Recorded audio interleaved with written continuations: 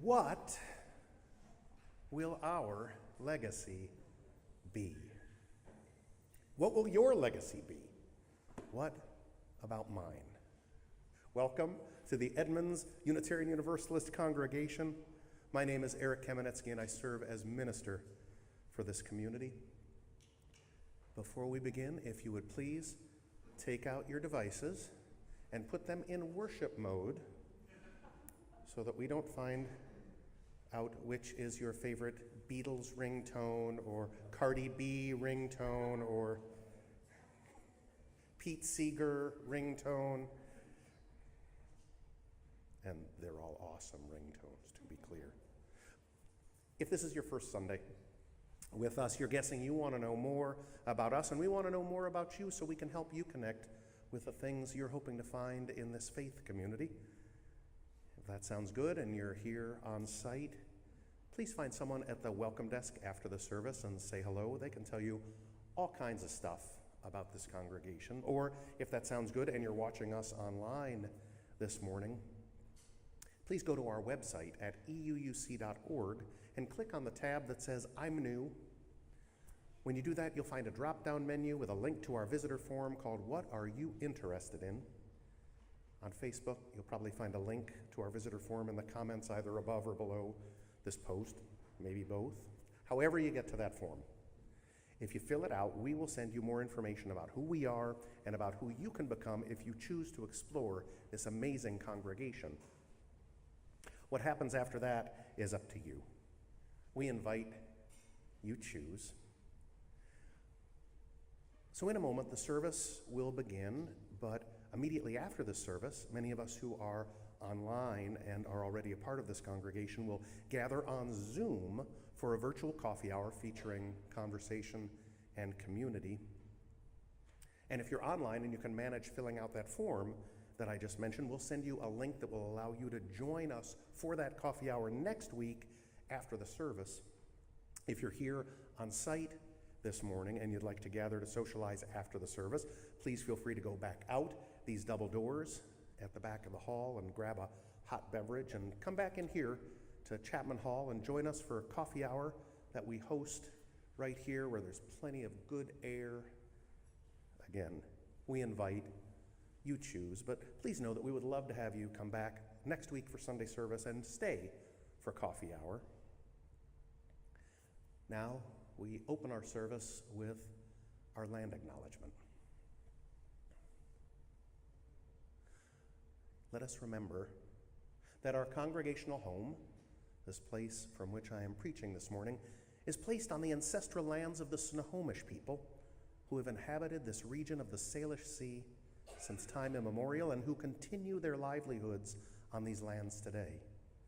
May we all live and learn humbly as allies to the Snohomish.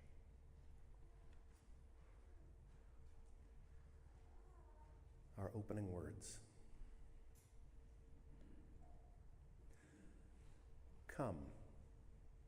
Come into this house. Come into this house of hope. Come into this house of love. Come into this house of justice. Come into this very human home.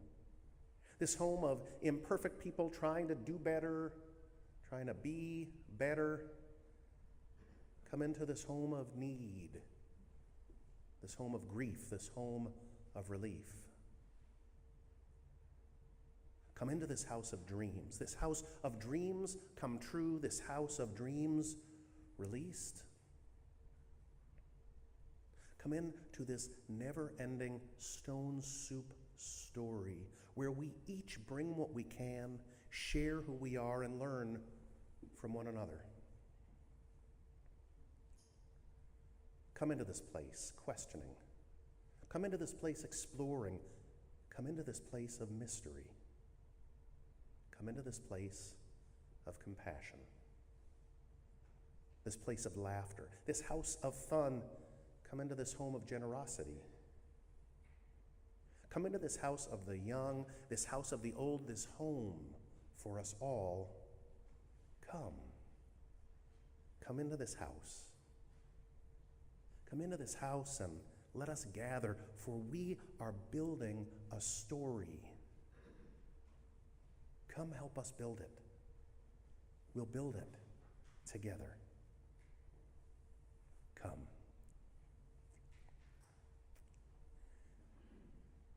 Each week that we gather, we place a flame in the bowl of this chalice, thus committing and completing a sign and a signal of our faith tradition, Unitarian Universalism. We gather in this place, in person and through screens, in this moment and later on through recordings, but we gather. And now, and for a moment, we embody a part, a piece of this congregation, this beloved community becoming. Know that this gathering is a manifestation of our dreams coming true. This congregation exists because of the faithful decisions we take and the faithful choices we make. Know that we are building a legacy, our legacy.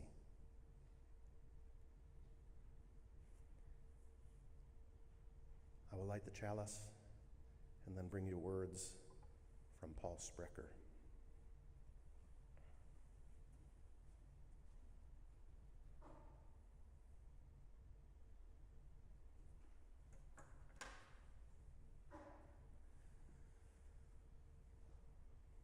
We light this chalice to honor the memory of those who have come before us, kindling flames of wisdom in dark times, willing to challenge orthodoxy even at great personal risk, giving us a legacy of freedom and a love of truth, a legacy that warms our hearts and lights our paths. Now, if you will join me, we have a chant. The chant is Call Down a Blessing. That's all the words there are. I will invite you to rise in a way that works for you.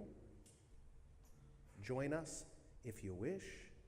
I'll sing it to you once, and then we'll sing through it 3 times or chant through it 3 times. And I invite you to really move some air in and out of you. I'll sing it so you get the harmony, the melody, then we'll sing it in the melody, and then we'll burst into mellifluous harmonies, which in this setting means whatever comes out of you that you think sounds good. So thirds, fifths, parabolic curves, whatever works for you is good. We are joyfully sharing some sound, some voice, some breath, even though you are masked. And you at home are not excused. You should join us. You are invited to join us. The cat and the dog, you can explain it to them later. I will sing it to you once, and then I will invite you to rise in the way that works for you. We'll sing it through 3 times. Melody, harmonies, harmonies.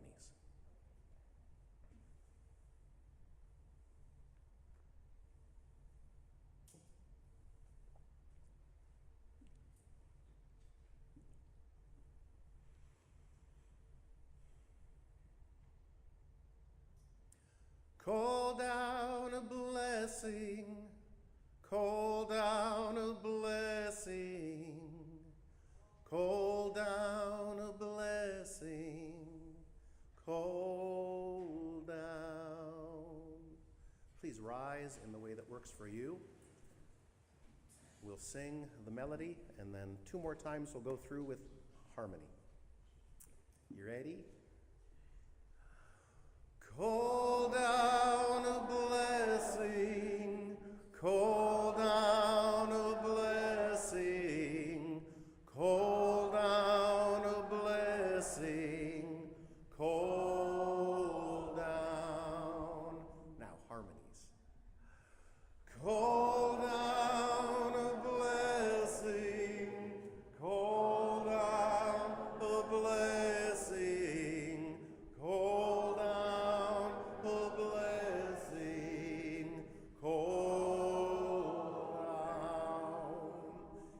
really let it loose. You ready? Call down a blessing, call down a blessing, call down a blessing, call down.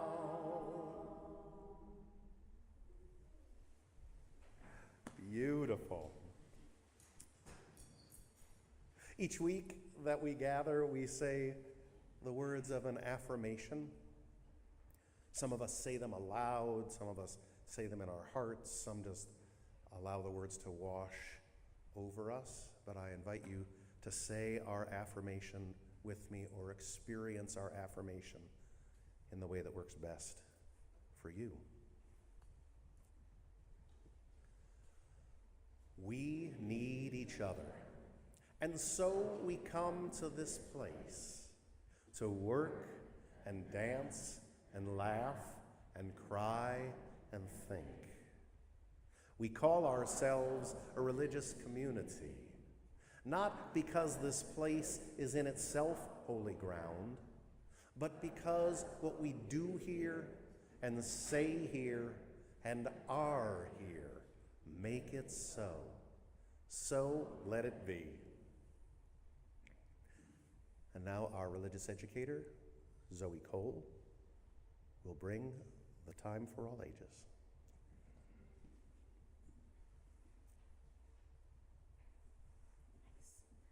Good morning, everyone. Good morning. Thank you for being here. I know the Super Bowl is happening today, so I very appreciate you being here. I am going to read an abridged part of a book called Zen Shorts. This is a very special book for me. I grew up reading it with my sister, and it has brought me comfort in many a times. And we shall begin. Zen Shorts by John J. Muth.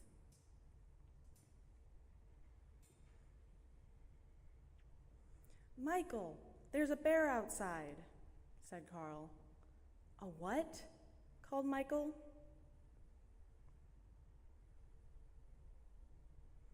"A bear. He's really big, and he's in the backyard." "What's he doing?" Michael asked. "He's sitting. He has an umbrella," said Carl.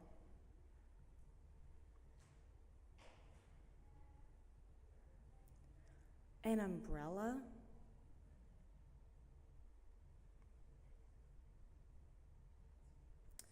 By the time the boys got outside, their sister Addie was already talking with him. "I'm sorry for arriving unannounced," said the bear. "The wind carried my umbrella all the way from my backyard to yours. I thought I would retrieve it before it became a nuisance." He spoke with a slight panda accent.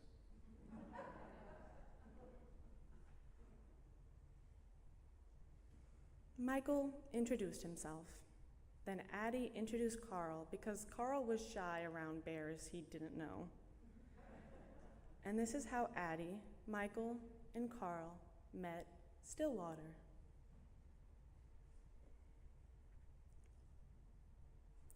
The day after that, Carl went to visit Stillwater. "Michael said I couldn't bring over all my stuff to go swimming. I'm mad at Michael. He's always telling me what to do, so I brought everything." Said Stillwater. "It's a little pool. I don't know if all those things will fit." "Let's see," Carl said. "Yes, let's see," said Stillwater. Stillwater looked at the pool. "The things can go swimming, but we can't," he said. "I brought too much stuff," said Carl. "That's okay," said Stillwater. "I'll help you carry it home later." "Why does Michael always have to tell me what to do?" Carl said. "It's a small pool, but the panda still fits, so I don't know. If he were here, I would climb up really high." and I would jump on him like this. And I'd do a big smash like this.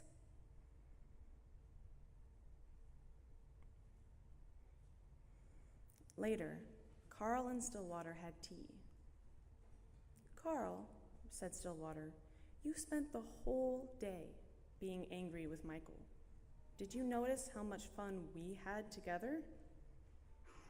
Carl watched the steam rise from his cup.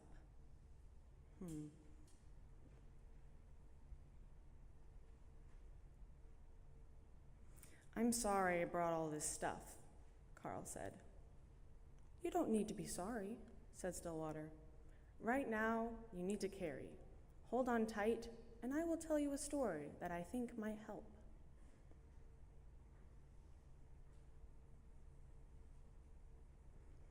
This is a story called A Heavy Load.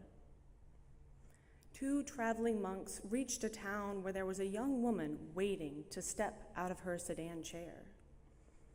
The rains had made deep puddles, and she couldn't step across without spoiling her silken robes. She stood there, looking very cross and impatient. She was scolding her attendants. They had nowhere to place her packages. They held for her, so they couldn't help her across the puddle, so she was stuck.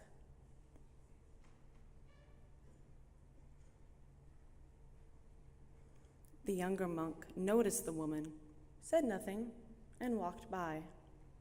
But the older monk quickly picked her up and put her on his back, transported her across the water, and put her down on the other side. She didn't thank the older monk. She just shoved him out of the way and departed as usual.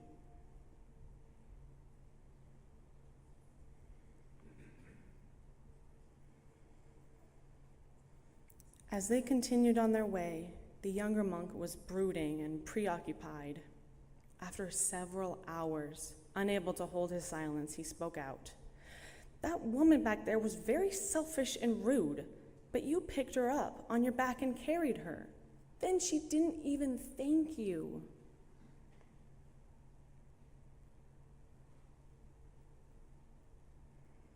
"I set the woman down hours ago," the older monk replied. "Why are you still carrying her?" That's my favorite part.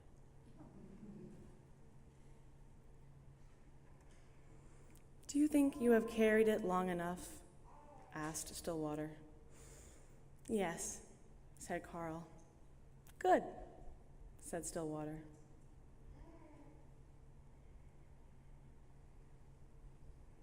And this is how Addie, Michael, Carl, and Stillwater became friends. The end.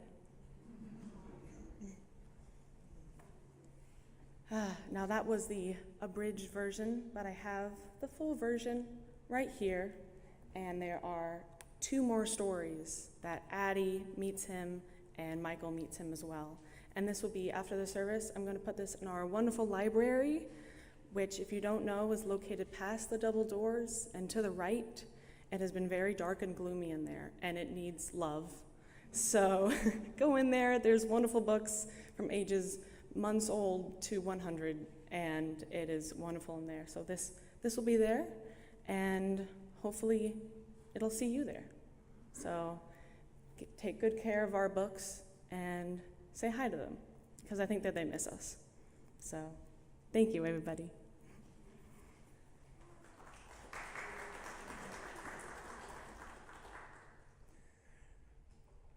So the best news is we have a library. 4, 5, is that room 7?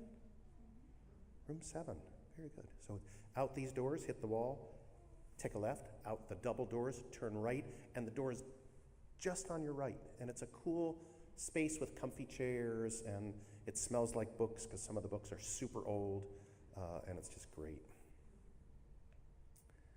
So we thank you for sharing your story with us. Our hymn is number 6 in Singing in the Living Tradition, our hymnal, which you do not have in your hands, Just as Long as I Have Breath.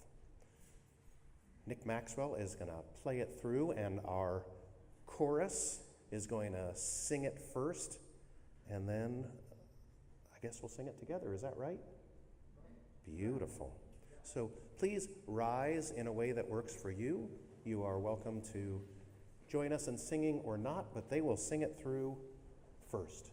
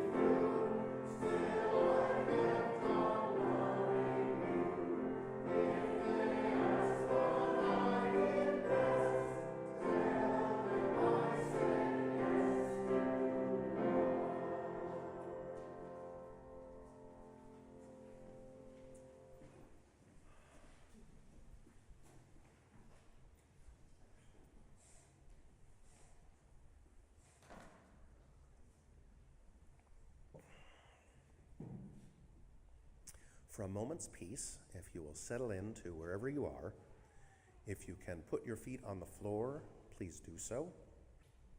Loosen up your shoulders and your neck. Position your head on your body in a comfortable way. Breathe in a way that's comfortable for you, and I invite you to soften your gaze or close your eyes.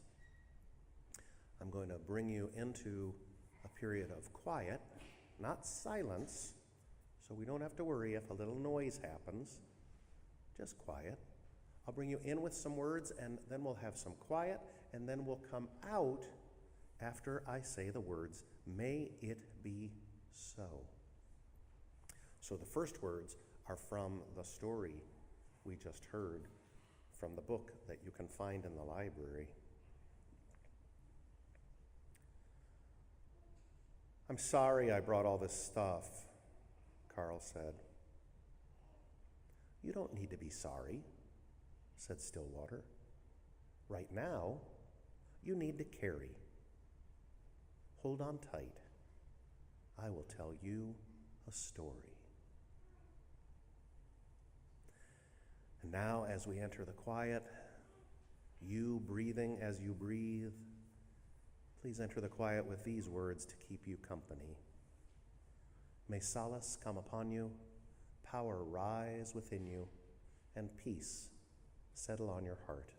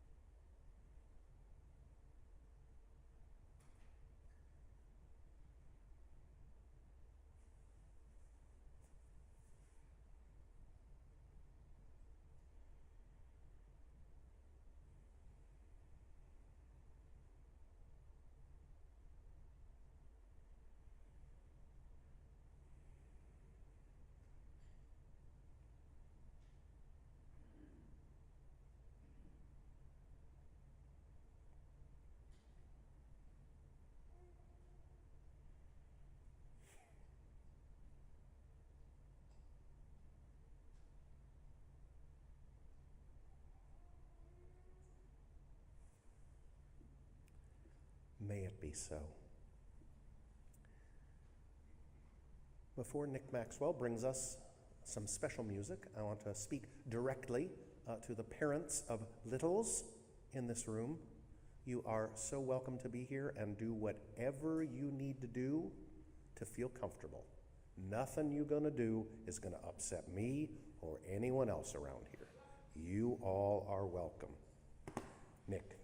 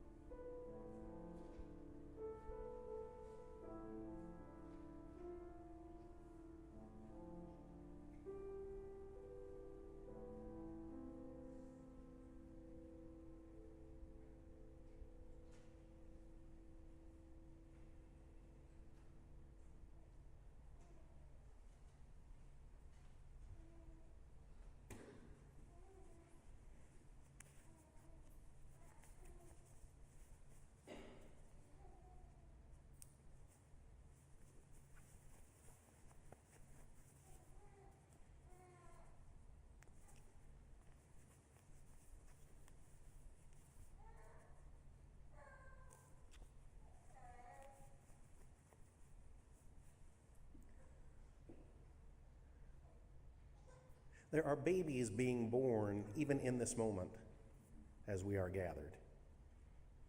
That is true of every moment, as is demonstrated by the babies we have in this hall at the moment. Babies are being born all the time, and assuming we can keep the planet livable with continuing advances in nutrition and medicine, it's not hard to imagine that some of those babies will be around 100 years from now.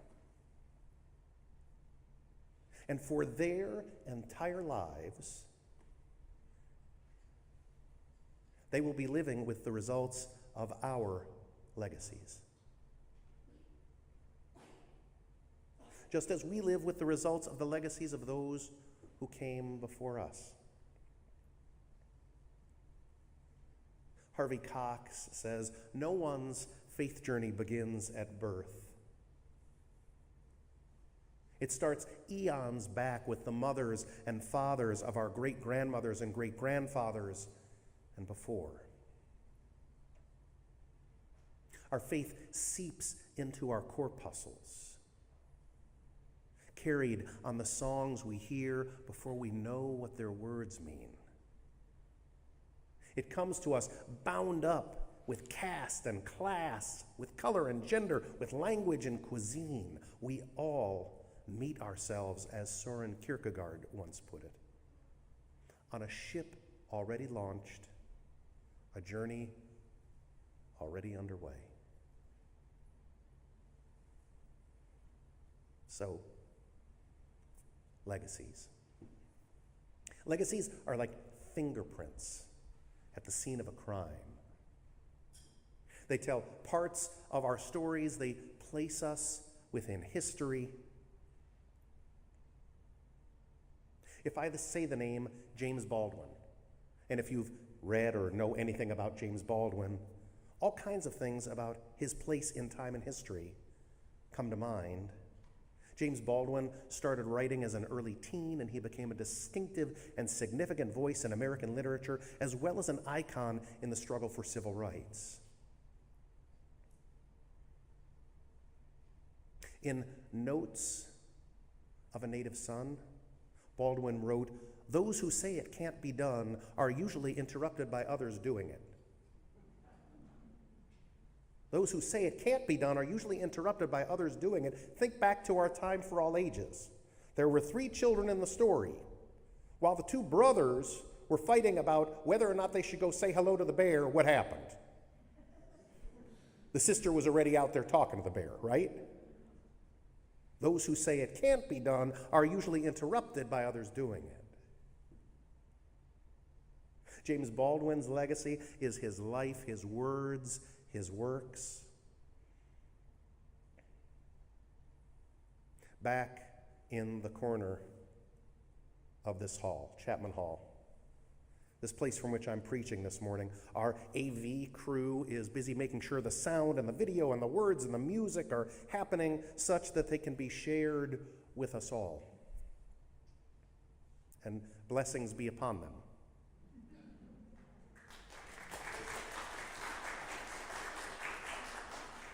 And upon everyone who makes these Sunday mornings possible.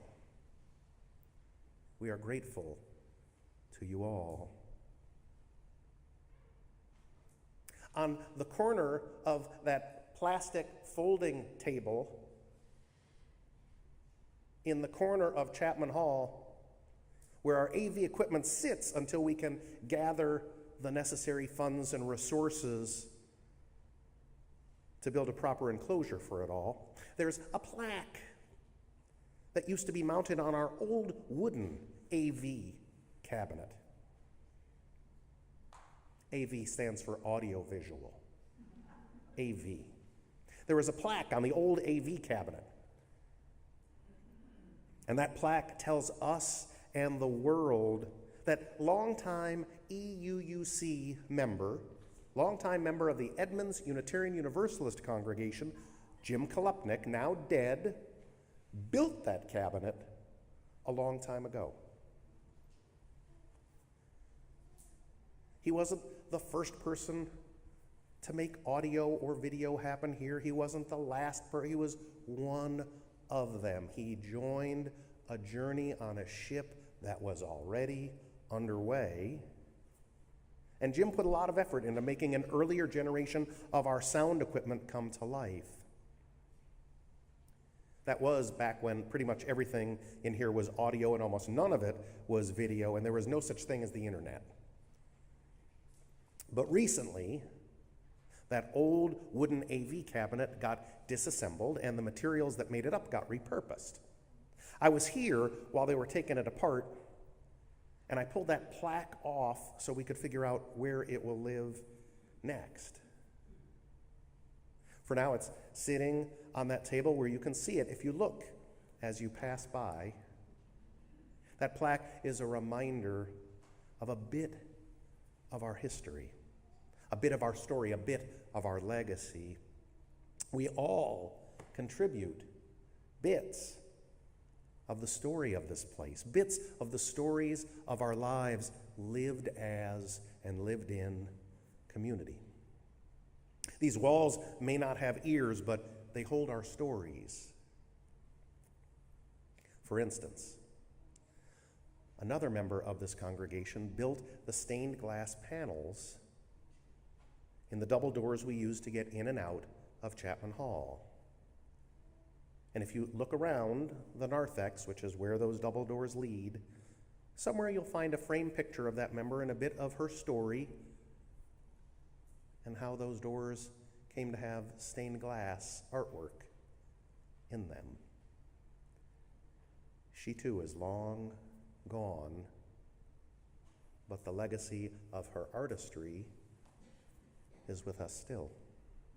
We all make history. We are all making history, and we're all making stories. Let me tell you one. This one came to me through Rabbi Yisrael Bernoth. He's an American Hasidic rabbi, actor, screenwriter, and podcaster, working mostly in Canada, at least at the time of this story. He writes, back in the 1950s, Danny Thomas was a major TV star who had a successful comedy series on national television, then the network known as CBS, called Make Room for Daddy, later changed to The Danny Thomas Show. Thomas, the son of Maronite immigrants from Lebanon, read that a young medical student, the son of Hasidic immigrants from Ukraine, was struggling to pay his tuition, and Thomas donated the shortfall. As a result, countless lives were saved and made better by Rabbi Dr. Abraham J. Tursky, who passed away about a year before this article was published. Rabbi Tursky had described the story of how that happened to him in an interview with the Pittsburgh Quarterly on November 19th of 2007. He said, "By that time, I had several children. So my dad and some members of the congregation helped me to pay for school. I applied for a scholarship through a foundation, but it didn't come through. So in my third year, I fell 2 trimesters behind on tuition.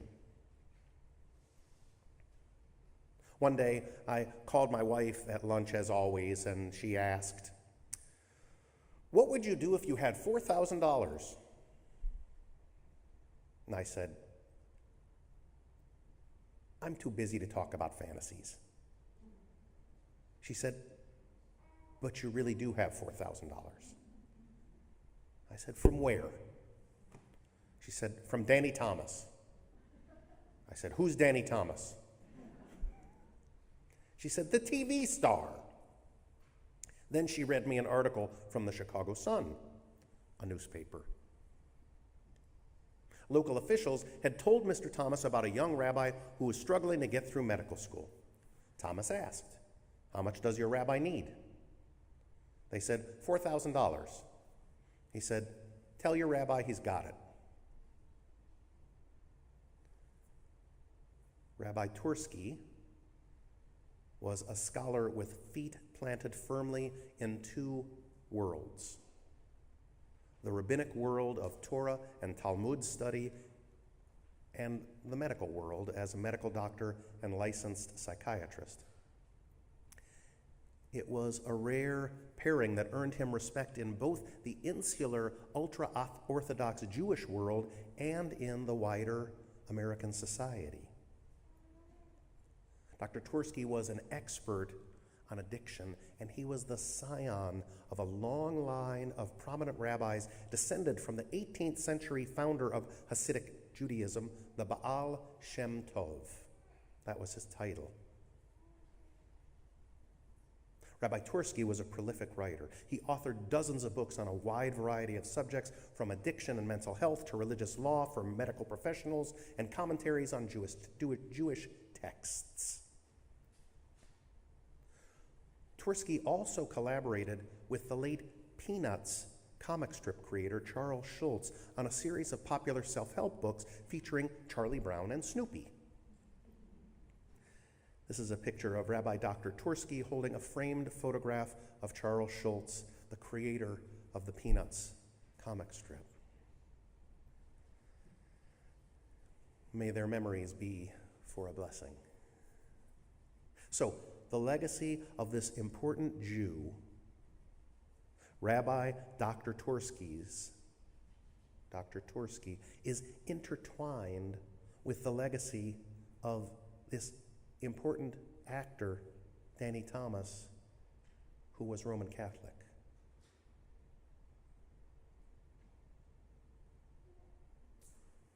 Whose legacy is intertwined with yours?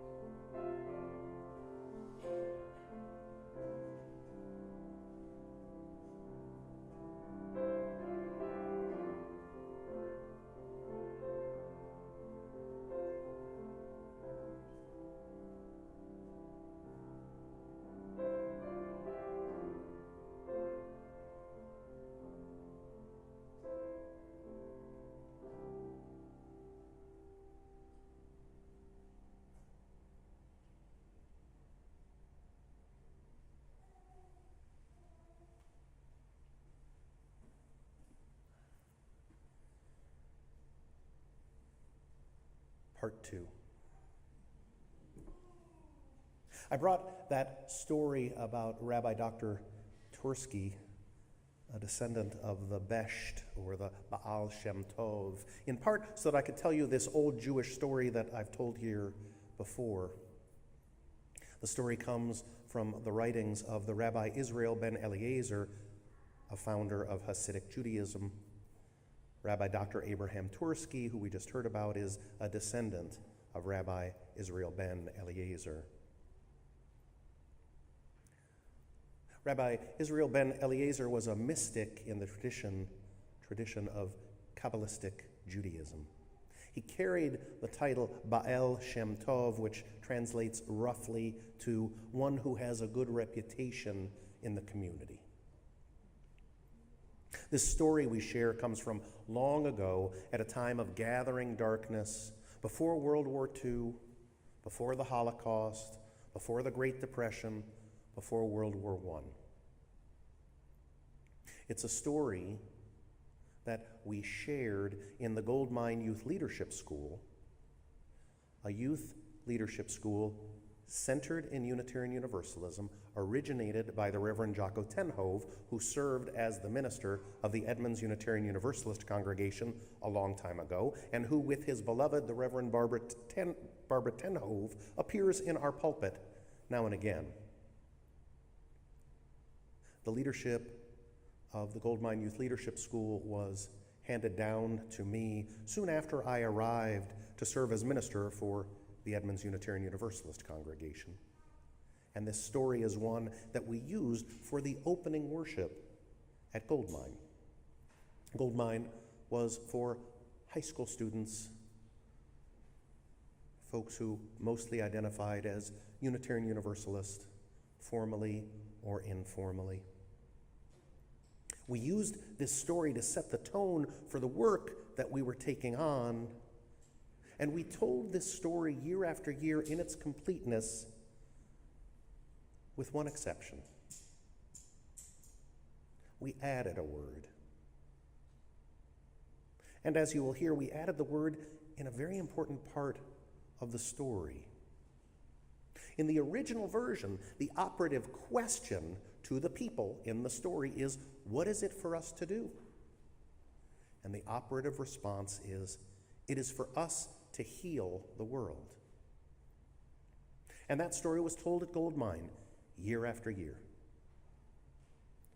But as time went on, and during my tenure as dean of the program, graduates of the Goldmine Youth Leadership School began feeding back to us about how this refrain, it is for us to heal the world, made them feel responsible and unfairly weighted down.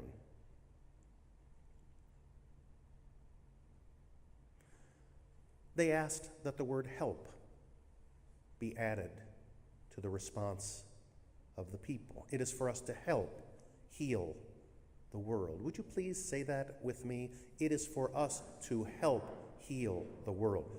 At home, too. You're not off the hook on any of this nonsense. As for the leadership school, we agreed. And we added that word to the story moving forward. And we hoped this act of adding one small word would mean that our feelings of overwhelm in the face of the immensity of the world's problems would no longer excuse us from doing the small things that we can do to help heal the world. And we hoped this act of adding one small word would aid us as a leadership school in beginning to decenter our students and ourselves, being mostly people of varying privileges, in our analyses of the problems of the world. And we hoped this act of adding one small word would have the effect of placing our students and ourselves back where we belong as helpers rather than as saviors.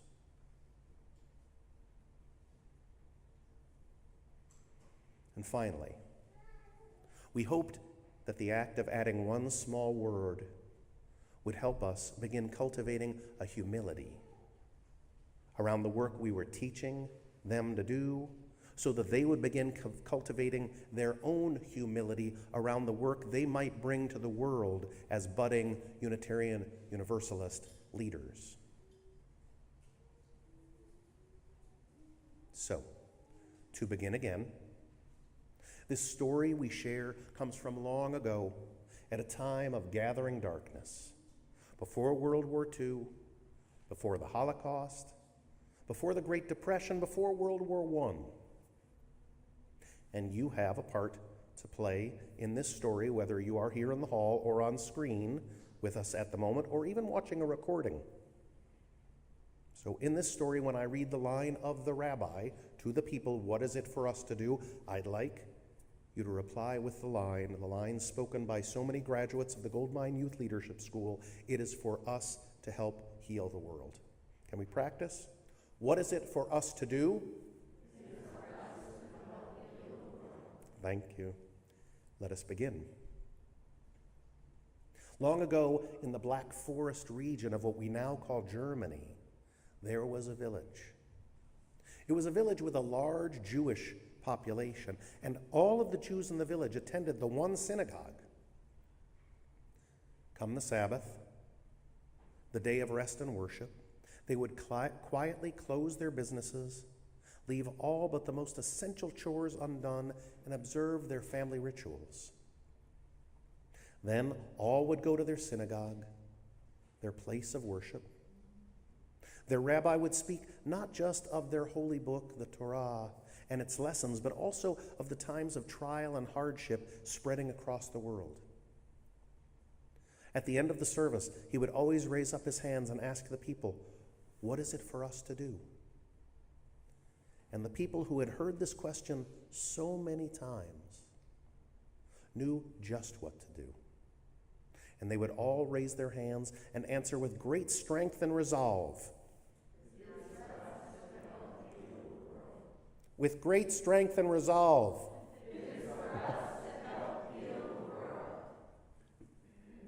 As I said, these times of trial and hardship did not leave the people unscathed. As fear took hold of the villagers, they became distrustful of all that appeared different. Angry and suspicious eyes were turned on the Jews. So the rabbi and his people became more careful not to draw attention to themselves as they carried out their religious life.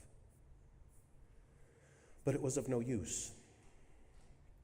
Their synagogue was shuttered and then burned.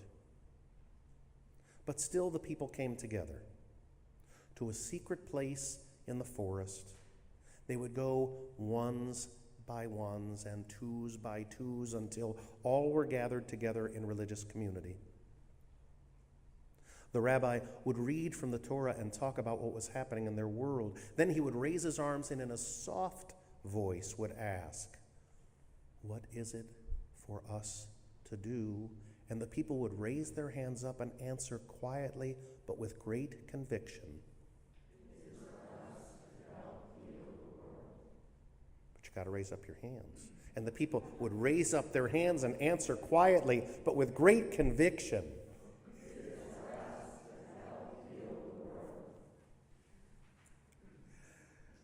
As the German people's hearts continued to harden to the difference represented by the Jews, the danger to the rabbi and the people grew. They still met as a religious community in their secret place in the forest, but it was too dangerous to stay together for long or to speak in more than the smallest whisper. Indeed, there came a time when they could not safely speak at all. But they still gathered. And at the end of their brief time together, the rabbi would raise his arms, a question in his eyes, and the people would give him back a silent answer by raising their own arms in return.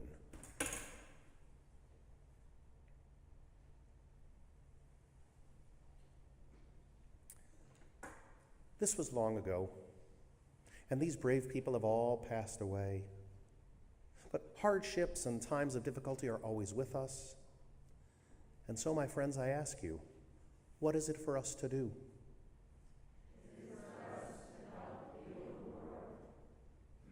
At the beginning of our time together, I asked you what you think our legacy will be, what your legacy will be, and what about mine?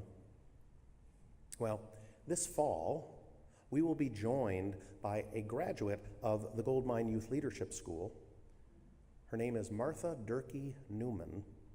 And like Zoe Cole, our religious educator who grew up in this congregation, Martha Durkee Newman is a graduate of the Goldmine Youth Leadership School and thus is a part of the legacy of this congregation, which hosted the Goldmine Youth Leadership School for a bunch of years. She's going to help us continue building our legacy in the next church year. Beginning in early September, Martha will serve as our next intern minister. Some of you were here for our last intern minister, the now Reverend Joe Rettenmeyer. Martha is not yet the Reverend Martha Durkee Newman. She will serve as our intern minister, so you will get to experience what a Goldmine Youth Leadership School graduate, who is also a Harvard Divinity School graduate, can bring as they enter into this important part of their formation to become a fully credentialed and fellowshipped Unitarian Universalist minister. And the Unitarian Universalist Association is partnering with us in this venture by providing almost a third of what it's going to take to support Martha's student ministry with us. We are going to be sharing ourselves, our talent, our treasure, our time with Martha as they enter this important part of their formation to become a fully credentialed and fellowshipped Unitarian Universalist minister. Martha is pointed toward congregational ministry, and there are fewer and fewer seminarians who are pointing toward congregational ministry, meaning ministry with a congregation. What has become much more popular is preparing for ministry and going to serve an institution like a hospital as a chaplain. So it's very important to me and to us in the future of congregational life here and everywhere that we support folks who really want to do this work. Her preparation will also be a part of our legacy, preparing the way for the future of our faith tradition by supporting her ministerial formation. When it comes to our legacy as a congregation and as individuals, I hope when all is said and done, we will have made our corner of the world a little better, a little kinder, a little more sustainable, and a little more just. You know, every day, each and every moment, we are called to make choices about how we lead our lives. And if we lead our lives in a direction of making good and better things happen on a daily basis, that might just happen. Our legacy might just be to have helped make this world a little better, a little kinder, a little more sustainable, and a little more just. We have that power. We have the power to choose, but we have to choose to use that power and choose to use it well every day. As Robin Wall Kimmerer wrote in her gorgeous book, Braiding Sweetgrass, all powers have two sides, the power to create and the power to destroy. We must recognize them both, but invest our gifts on the side of creation. So we have the power to create our legacy, but there's another truth about legacy that we should know. So one more little story. Oprah Winfrey tells this story about a conversation she had with Maya Angelou. She says, "I remember when I opened my school in South Africa, and I said to Maya Angelou, gee, this will be my legacy. And Maya, in her Maya way, said, you have no idea what your legacy will be. Your legacy is what you do every day. Your legacy is every life you've touched, every person whose life was either moved or not. It's every person you've harmed or helped. That's your legacy." And of that wisdom, of the wisdom that Oprah Winfrey received from Maya Angelou, Oprah Winfrey said, "I don't think about it, I just try to live it." And I suggest we do the same. Amen, Ashe, may it be so. We have another hymn.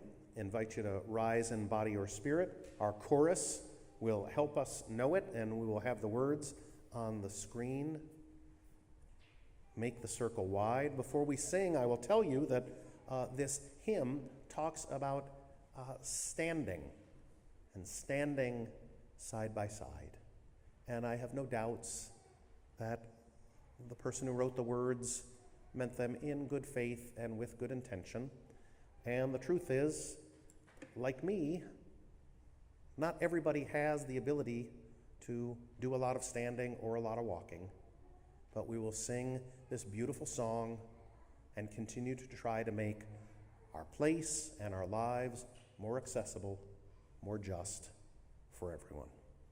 Please listen, and then they will invite you to rise, and we will sing together.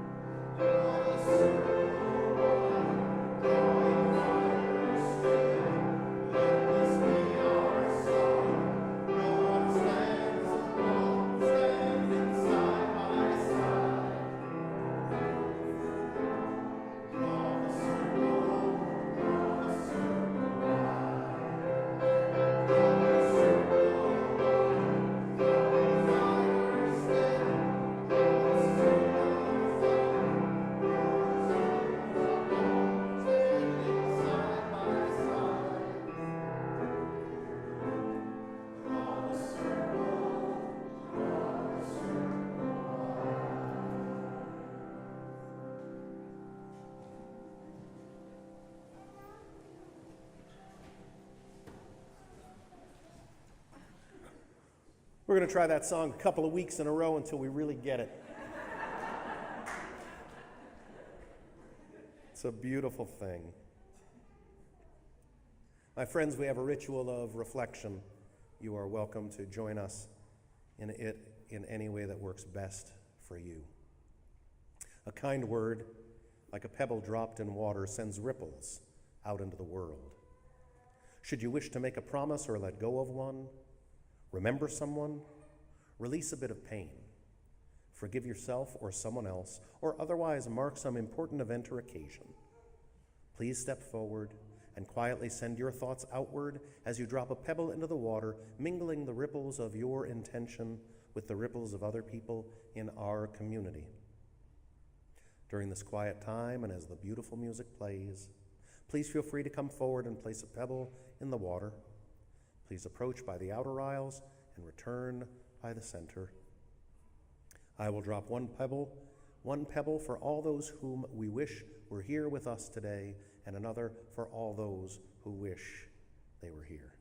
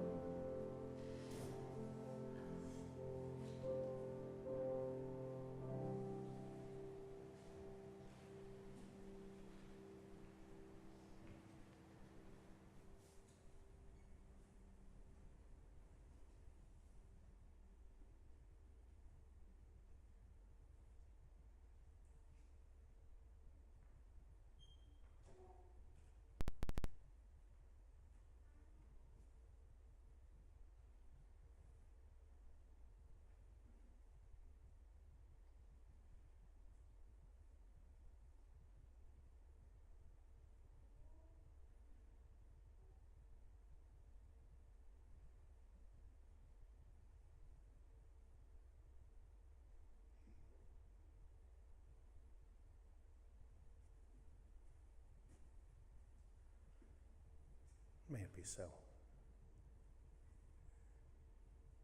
If you're new to our gathering, it's important for you to know that our weekly offering, the offering we take on Sundays, does not go to support the ongoing operations of this congregation.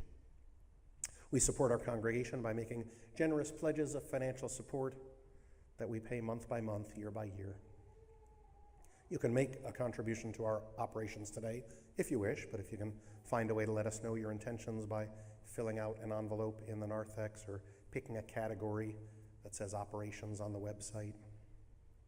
Our Sunday offering, the monies we collect on Sundays, are intended to go right out into the world to support organizations doing good works that align with and extend the mission of this congregation, gathering together, nurturing the Spirit, living our vision of a just and sustainable world. Our February Sunday offering goes to support Books to Prisoners. It's a Seattle-based nonprofit whose mission is to foster a love of reading behind bars, encourage the pursuit of knowledge and self-empowerment, and break the cycle of recidivism. Their organization is almost entirely funded by personal donations, so the amounts that we contribute are deeply significant to them. Books to Prisoners is sponsored by Left Bank Books. It's one of the largest and oldest prison book projects in the country.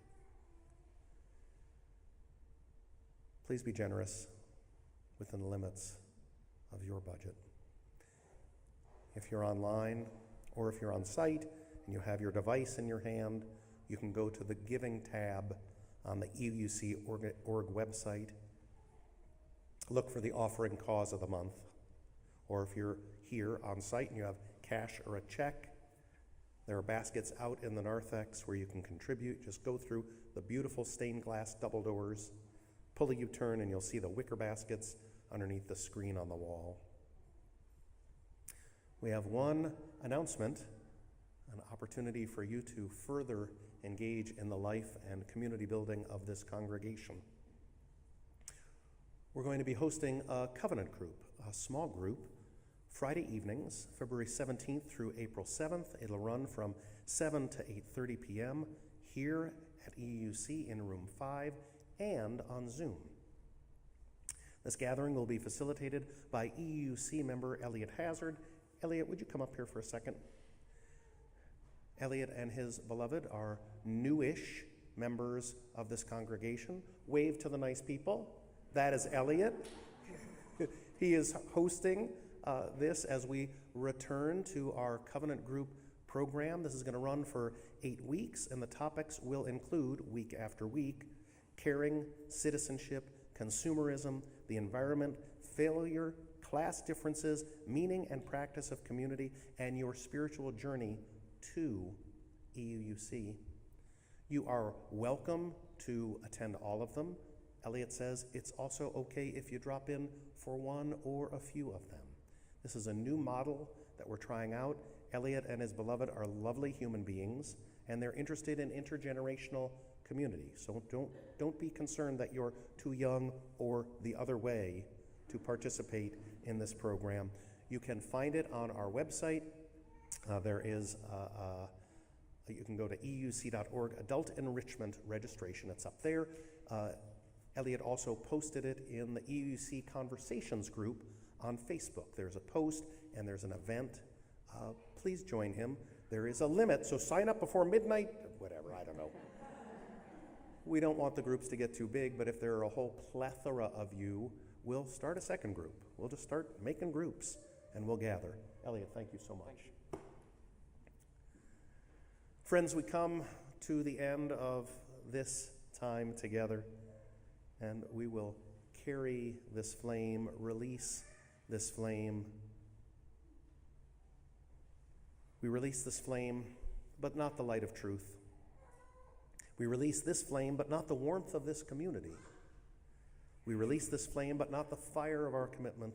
These we will carry in our hearts until we meet again. I'm sure the baby speaks for us all at this time, 11:17 after the hour.